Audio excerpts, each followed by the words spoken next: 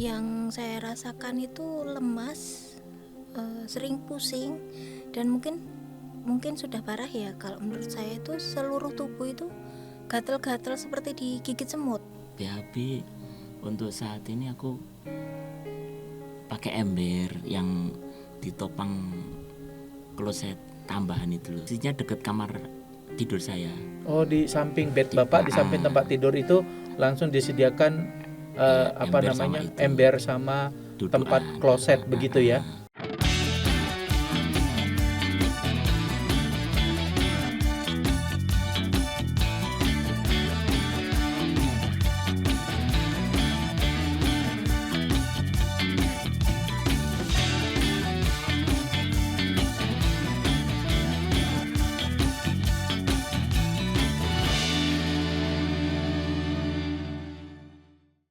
Selamat datang di ruang tunggu. Gagal ginjal tidak hanya menghentikan fungsi ginjal. Ia bisa menghancurkan tubuh perlahan, diam-diam, tanpa kita sadari. Tulang melemah, tubuh memendek, kekuatan menghilang. Bukan karena usia, tapi karena komplikasi yang sebenarnya bisa kita cegah. Hari ini kita akan mendengarkan dua suara pasien. Anissa Salsabila, usianya 32 tahun. Ia sudah menjalani dialisis atau yang dikenal dengan cuci darah 9 tahun lamanya. Dan Agustinus Hartoyo, usianya 47 tahun. Dan ia sudah menjalani hemodialisis 16 tahun lamanya. Yang hari ini harus menggunakan kursi roda untuk menopang hidupnya. Berapa usia kamu saat kamu didiagnosis mengalami penyakit ginjal kronik? Apa yang kamu rasakan saat itu? Di usia yang bisa dibilang masih muda, di usia 22 tahun, divonis gagal ginjal, harus cuci darah seumur hidup. Rasanya itu kayak disambar petir. Mau nangis nggak bisa, mau sedih nggak bisa. Jadi bingung, ngeblank, kenapa ini terjadi sama saya. Pernah berpikiran seperti itu. Di usia yang masih muda, kok udah begini. Nggak pernah kepikiran sama sekali rumah sakit, itu nggak pernah. Jadi waktu didiagnosis penyakit ginjal gitu dan harus cuci darah, apa gejalanya yang dirasa saat itu? Apakah apakah lemas atau bengkak, pusing? Yang saya rasakan itu lemas, sering pusing, dan mungkin sudah parah ya. Kalau menurut saya itu seluruh tubuh itu gatal-gatal seperti digigit semut, tapi nggak ada semutnya. Sangat gatal, pusing, mual, muntah, nggak nafsu makan. Itu yang saya rasakan. Menurut dokter, apa penyebabnya? Kok bisa mengalami gagal ginjal kronik? Karena darah tinggi menurut dokter. Tapi kalau saya sakit itu, saya ke puskesmas, tekanan darah juga normal 120, 130. Tapi kenapa hari itu saya udah gak kuat, saya ke puskesmas, HB cuma 4, terus dirujuk ke rumah sakit. Tensinya langsung melonjak jadi 170 dan disuruh opnam. Baru dikasih tahu saya gagal ginjal. Oke, apakah Mbak Anissa siap menerima kenyataan bahwa pada saat itu tentunya kehidupan Mbak Anissa berubah? Nggak siap. Takut. Kok bisa ini di saya sakitnya. Saya nggak pernah membayangkan ibarat itu sakit-sakit kronis, sakit-sakit nggak pernah sama sekali saya bisa sakit seperti itu. Sebelum divonis gagal ginjal, malah saya dibilangnya itu cuma endometriosis yang harus dikiret. Habis kiret, saya mikirnya habis kiret saya pulang. Tapi ternyata kok lama sekali saya nggak pulang-pulang, malah disuruh cuci darah. Seperti itu, Pak. Bapak kan sudah menjalani cuci darah ya selama 16 tahun. Iya. Pada saat didiagnosis gagal ginjal, berapa usia Bapak saat itu? 32. Apa yang Bapak rasakan? Waktu itu yang paling mencolok itu jam-jam 5 sore itu mata mulai buram. Oke, buram mata ya, Tidak bisa pandangannya. lihat. Iya. Mm. Tapi nanti jam 7 malam bisa normal. Oh gitu, Iya. jam 7 malam bisa normal kembali. Oke. Itu saya alami 2-3 hari. Terus aku periksa ke bidan pasti itu, Pak. Oke, di bidan waktu itu ya. Tensi katanya tinggi. Oke, tensinya Tinggi, berapa? Bang. Di atas 200. Oke. Terus dikasih obat, kok nggak sembuh-sembuh. Aku pindah ke dokter, Oke. sama masih kayak gitu. Iya. Akhirnya ya, terakhir aku salah minum obat. Emang sengaja overdosis. Harus diminum setengah di bawah lidah. Tapi aku kayak putus asa gitu tuh. Tak minum 1. Itu obat jantung atau obat apa? Obat penurun hipertensi atau obat apa? Nggak tahu. Kalau Sedokart diminum ya? pusing, pokoknya kalau diminum pusing gitu kan. Terus aku minum 1, tak telen. Tapi tunggu, itu obatnya dapat dari mana? Dari rumah sakit. Oke, dari rumah sakit ya. Periksa Oke. yang ketiga. Tapi kalau menurut dokter penyebab gagal ginjalnya apa? Belum itu kan belum ke ginjal itu, Belum ke ginjal. belum dikasih Tapi tahu. masih hipertensi aja gitu maksudnya. Oke. Pas itu aku koma tuh 8 hari ya. Oke, koma 8 hari. Iya, gara-gara minum obat salah itu tadi. Oke. Nah, aku koma, ya nggak tahu penyakitku tuh apa.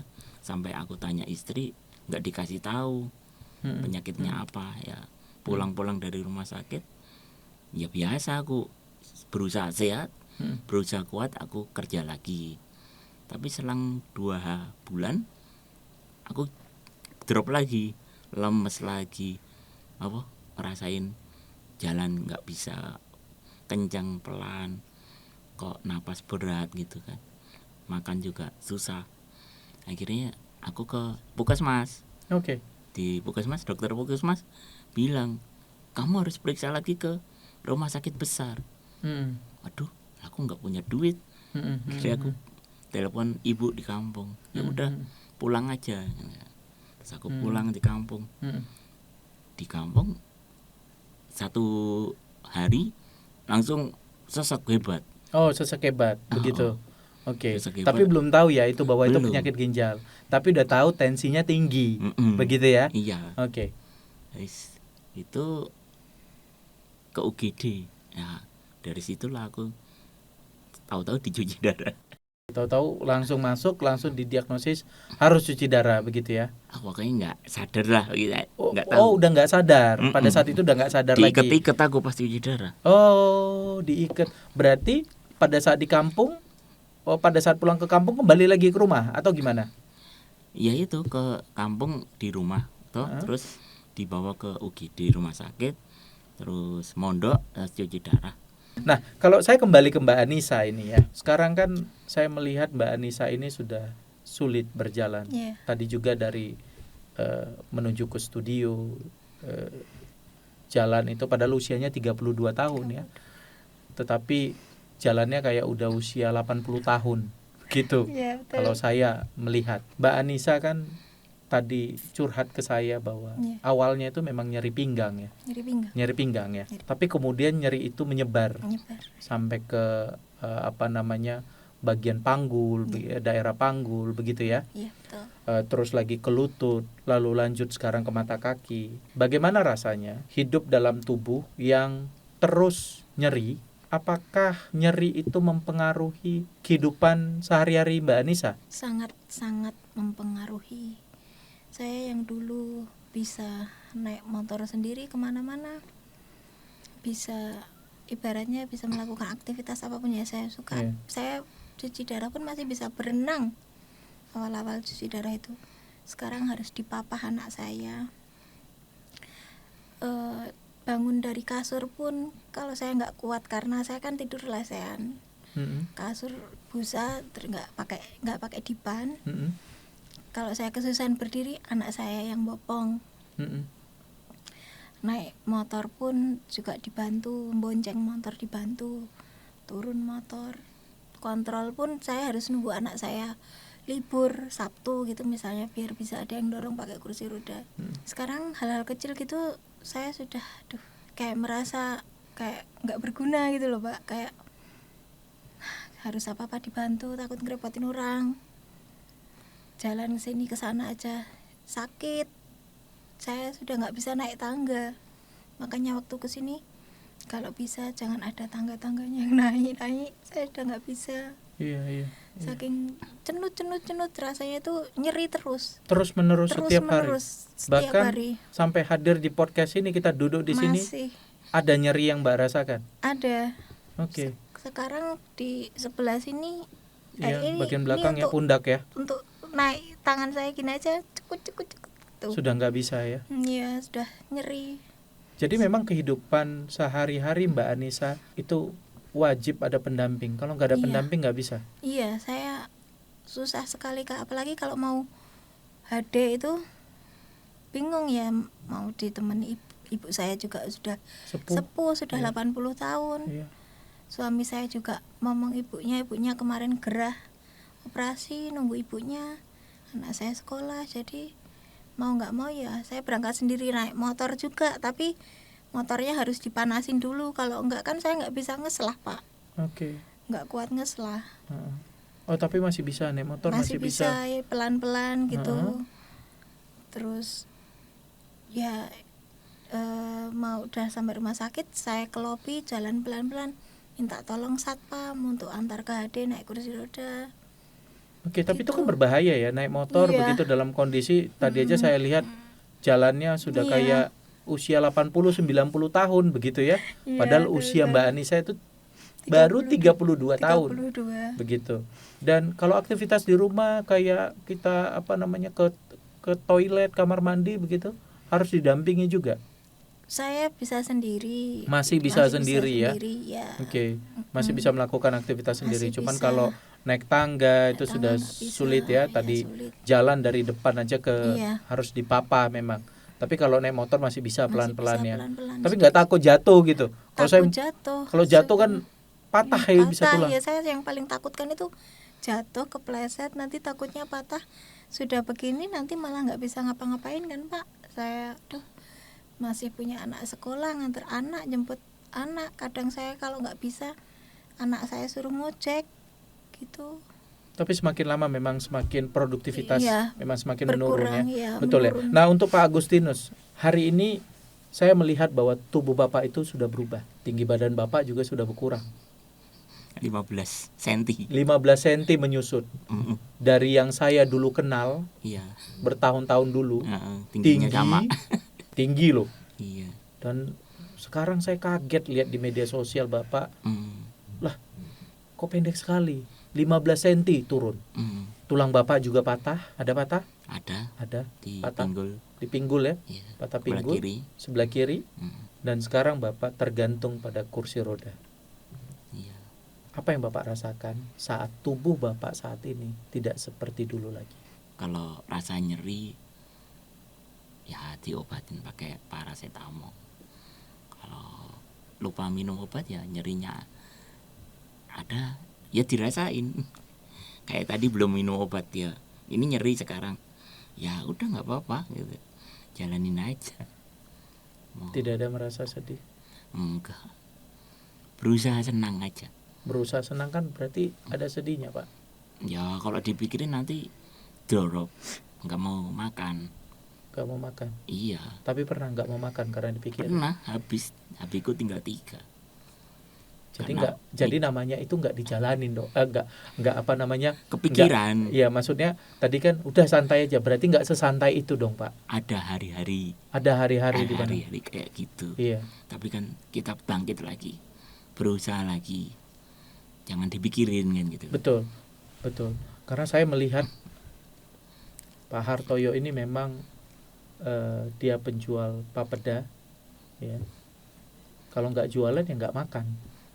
Naik motor roda 3 begitu ya, dengan kondisi fisik yang mungkin nyeri setiap hari begitu ya. Nggak ada perasaan kok sampai begini, nggak menyangka begitu bahwa pasien gagal ginjal itu dropnya sampai kita nggak bisa jalan gitu. Bahkan gimana aktivitas kalau misalnya Bapak ke toilet gitu, mandi Ya bisa sendiri? nggak bisa, minta diantar bapak pakai kursi roda. Berapa usia Bapak? Ya 70-an. 70-an. Iya. Bantu usia 47 tahun. Iya, kebalik. Kebalik ya. Ya, Iya. harusnya kan Harusnya saya yang bantu bapak. betul. Iya. Apapun itu Bapak. Kalau misalnya ini mohon maaf, BAB gimana Pak? BAB untuk saat ini aku pakai ember yang ditopang kloset tambahan itu loh. Oke. Apa yang tingginya ya berapa ya, 40 sentinan ya itu. Terus posisinya deket kamar tidur saya. Oh, di samping bed Bapak, di samping tempat tidur itu langsung disediakan ember sama Dudukan. tempat kloset begitu ya. Iya, nanti Oke. terus dibuang sama bapak. Dibuang sama Bapak BAB-nya. BAB-nya. Karena nggak bisa lagi ke kamar mandi ya. Iya, takut jatuh. Takut jatuh ya. Iya. Karena saya melihat tadi juga dari jalan dari depan itu sudah kepayahan sebenarnya. Iya. Tapi saya pertama minta maaf Pak. Begitu ya. Saya mengerti sekali kondisi pasien-pasien cuci darah yang semakin lama memang kondisinya semakin ya tidak memungkinkan begitu ya. Iya. Mbak Anissa ya. Kondisinya akan semakin drop begitu dan aktivitas juga produktivitasnya menurun. Nah, kalau misalnya udahlah nggak usah jualan lagi, itu gimana Pak? Kalau nggak jualan nggak pegang uang. Nggak pegang uang, nggak bisa berangkat haji. Ya bisa minta tolong. Ya minta tolong Tapi siapa? sama orang tua. Sama orang tua. Ngerepotin. Bapak masih kerja emang? Udah sepuh? Masih nih. Masih? Masih. Kerja sebagai apa? Sekarang jadi tukang parkir. Jadi tukang parkir. Becaknya nggak laku. Oh, becaknya nggak laku saat ini. Jadi Iya. memang tukang parkir ya, begitu Iya ya. itu. Oke. Cuman 1 jam dikasih waktunya 1 jam dikasih waktunya. sama teman-temannya ya. Oke. Saya sedih ya dengan kondisi kita saat ini ya. Pasien-pasien cuci darah di Indonesia. Gangguan tulang mineral itu bukan hal yang baru lagi di pasien gagal ginjal. Sudah banyak studi ya, sudah banyak kajian begitu ya. Bahwa kalau sudah semakin lama kita HD, apalagi obat-obatannya sulit ya untuk didapat ya. Iya. Dan gangguan tulang dan mineral terus menggerogoti tubuh kita hingga kita itu nggak bisa jalan. Sebenarnya gangguan tulang ini bisa dipantau, bisa diperlambat ya, agar tidak semakin parah. Melalui pemeriksaan apa biasanya kita lakukan? Biasanya kita kan pemeriksaan fosfor ya. Udah pernah dilakukan pemeriksaan fosfor? Belum. Dari rumah sakit apa nggak dapat? Enggak. Minta nggak dapat. Pemeriksaan PTH gitu udah pernah belum? Belum. Sekalipun. Iya. Ini sudah 16 tahun loh. Belum. Belum pernah dilakukan. Belum pernah. Mbak Anissa 9 tahun belum pernah dilakukan pemeriksaan PTH. Baru tahu PTH fosfor itu baru setahun 2 tahun belakangan ini. Taunya dari mana? Dari teman saya juga. Dari teman, Penderita bukan dari juga. dokter. Bukan. Dokter nggak kasih tahu apa-apa. Enggak. CAPD aja saya juga taunya CAPD itu apa. Dari teman juga begitu ya. Iya. Jadi dari sama kelompok pasien ya taunya. Iya. Begitu juga Pak Hartoyo. Dari seminar. Oke. Iya. Jadi taunya dari situ. Iya. Jadi pemeriksaan kalsium gitu, kalsium fosfor juga. Kalsium baru kemarin sempat minta dan Dikasih? alhamdulillah dikasih dan di cover Dikasih itu setelah berapa tahun cuci darah, Mbak? 9. Terlambat. Setelah tulangnya sakit semua. Setelah tulangnya sakit semua, setelah susah berjalan, baru dikasih pemeriksaan. Jadi sama sekali tidak ada pencegahan ya. Enggak ada. Tidak ada pencegahan ya. Enggak tahu ya. Dokter juga enggak memberitahu sama sekali. Ya taunya dikasih itu binder Binder CaCO3 gitu. itu kan Nggak di- rutin gitu kan.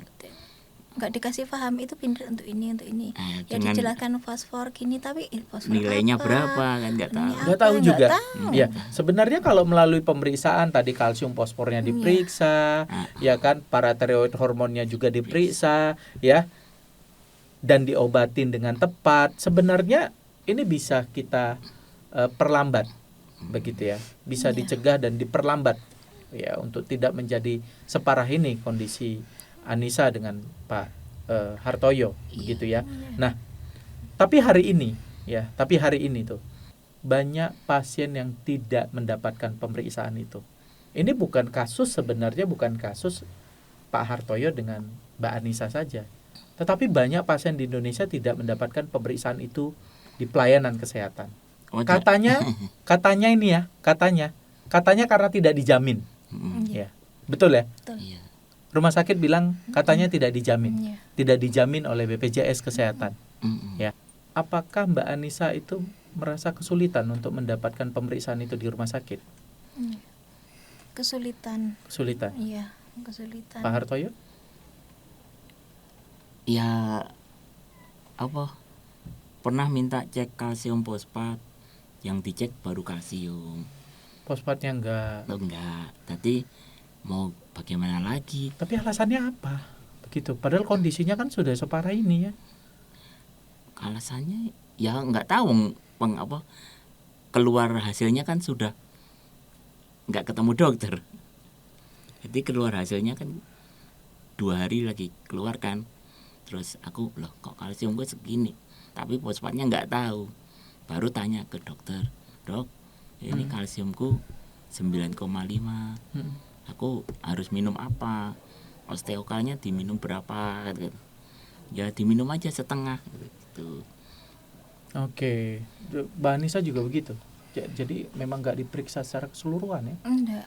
Itu dulu awal-awal CHD itu pernah ada pemeriksaan juga, tapi bukan fosfat, bukan PTH dan kalsium.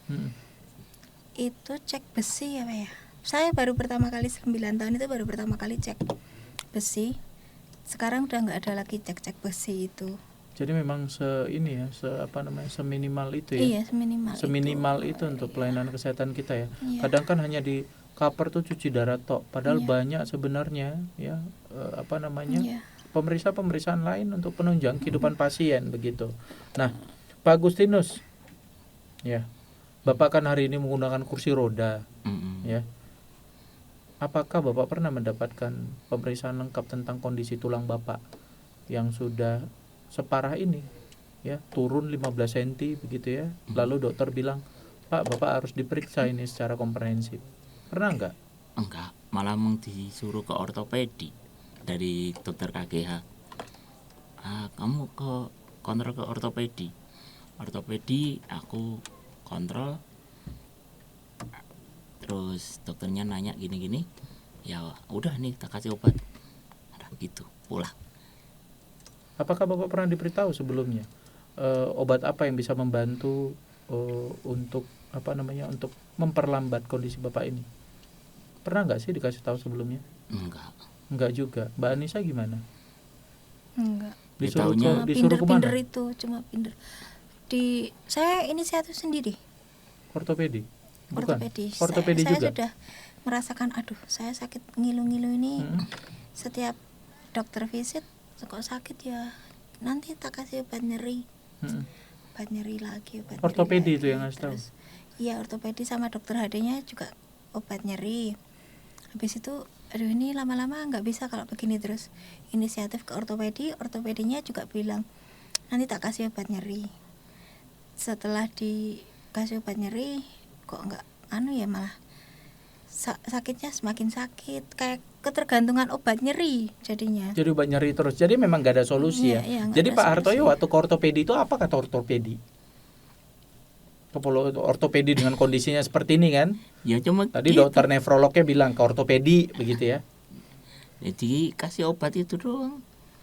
Obat nyeri juga? Iya, ada kalkitriol pernah. Kalkitriol pernah.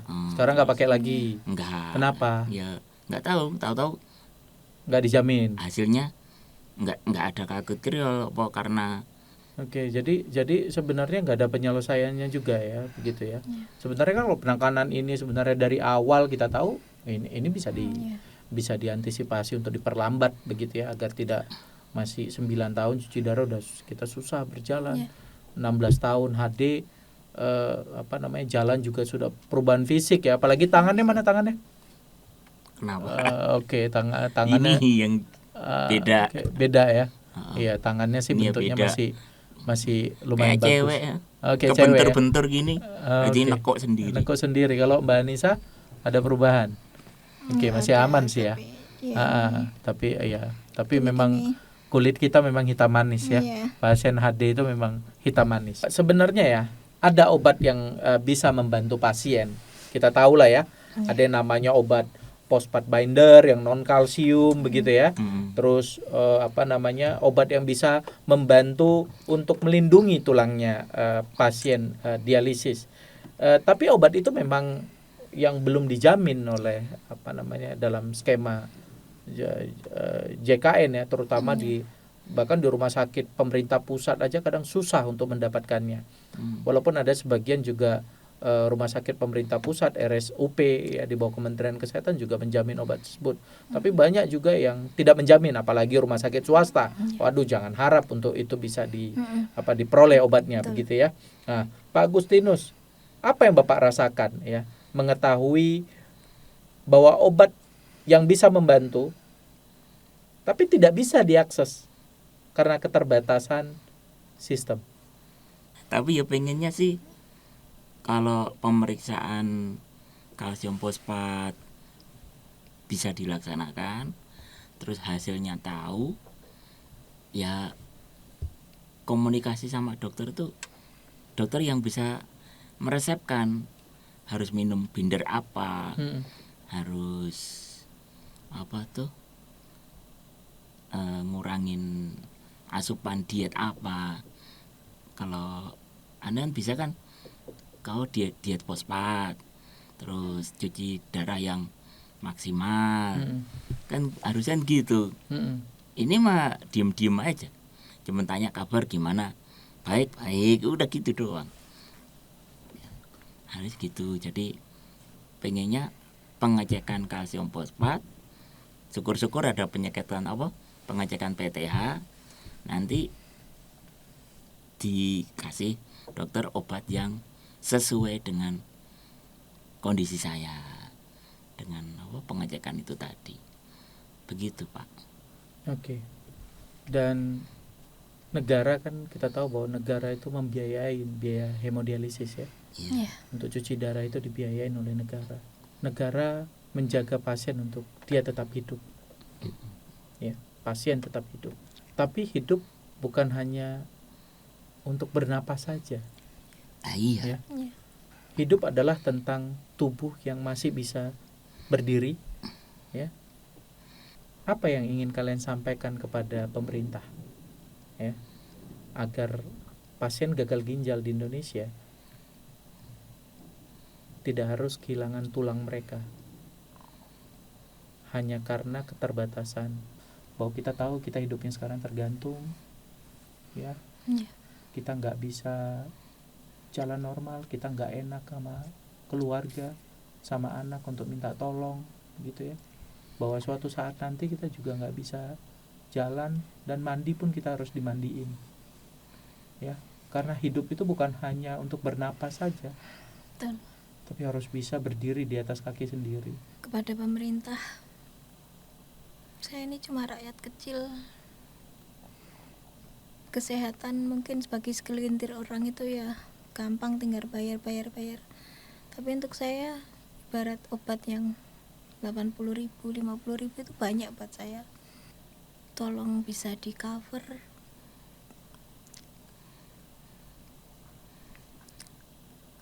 Karena dulu itu sempat tercover tapi lama kelamaan dibilang habis dikasih resep. Cuma pengen itu tadi bisa cek lab dengan ya walaupun tidak tercover ya dengan harga yang terjangkau, yang bisa saya jangkau dan teman-teman lainnya juga Saya ibaratnya itu orang nggak mau, siapa yang mau gratis cuci darah seminggu 2 kali, nggak akan ada yang mau. Walaupun gratis ya. Walaupun gratis, saya jamin nggak akan ada yang mau.